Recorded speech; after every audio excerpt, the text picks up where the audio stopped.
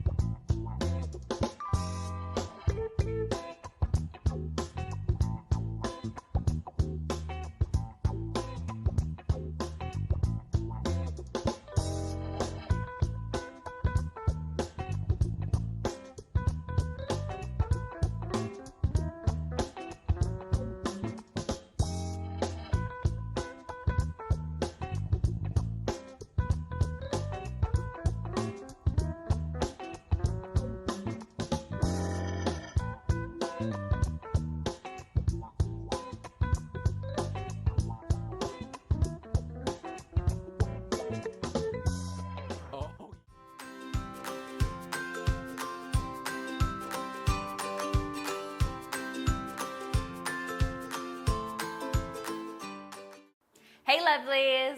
So you guys have been asking for more and more meal prep inspiration, and as always, your wish is my command. Today, it is all about 3 kid-friendly meal prep ideas that are great for the young and the young at heart. Starting with this tasty pasta salad my niece and nephew absolutely love.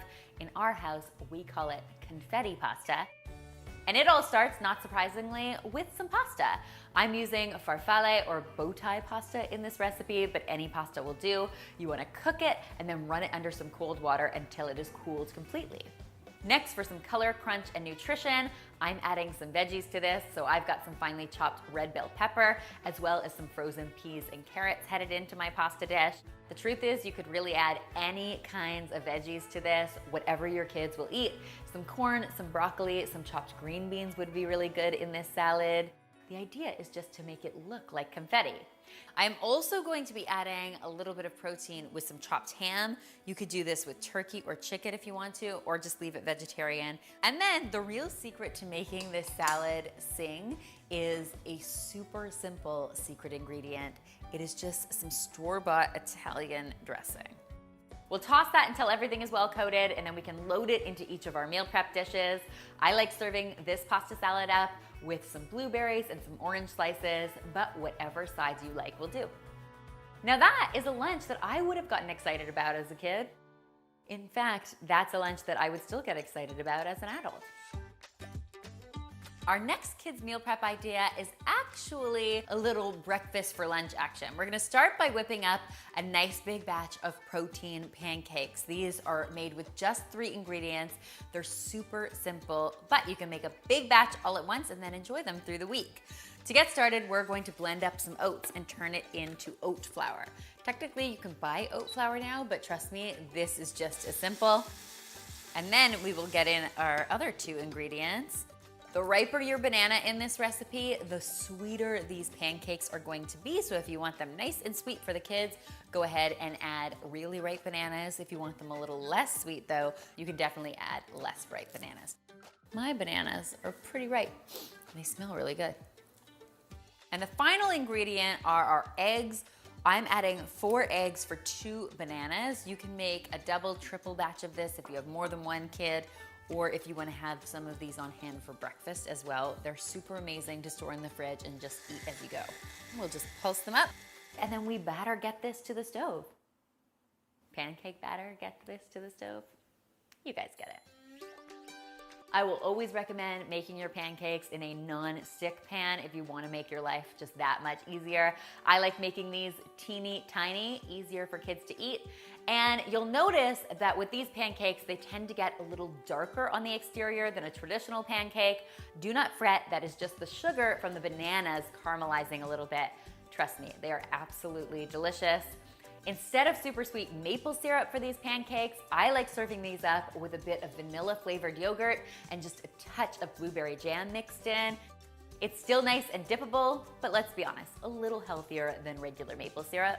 And of course, speaking of healthy, I also like to serve these up with a good helping of fresh fruit. And there you go, lunch for the week. I call that a piece of pancake. Finally, lovelies, for a great no-cook option, might I suggest these really yummy turkey pinwheels. This is a great recipe for the kids to help out with. I am actually using these spinach tortillas just to try to sneak a little green into this recipe. You can use any tortilla that you want to. To get started, I am going to spread some cream cheese on my tortilla nice and liberally. I love cream cheese as a kid. I love cream cheese now because it's so nice and tangy and flavorful. And then we can pile on our turkey. Whatever kind of sandwich meat your kids love will do here. Then it's just a matter of rocking and rolling this up. You want to keep it as tight as you possibly can, and then you can cut it into little sushi style pieces. I stack them up in my meal prep box and then serve them up with some fresh veggies like celery and cucumber. And then to finish this meal prep off, I'm serving it up with some mixed melon balls. I've got some watermelon, some honeydew, and some cantaloupe in my dish. And I think this constitutes a lunch most kids can get behind.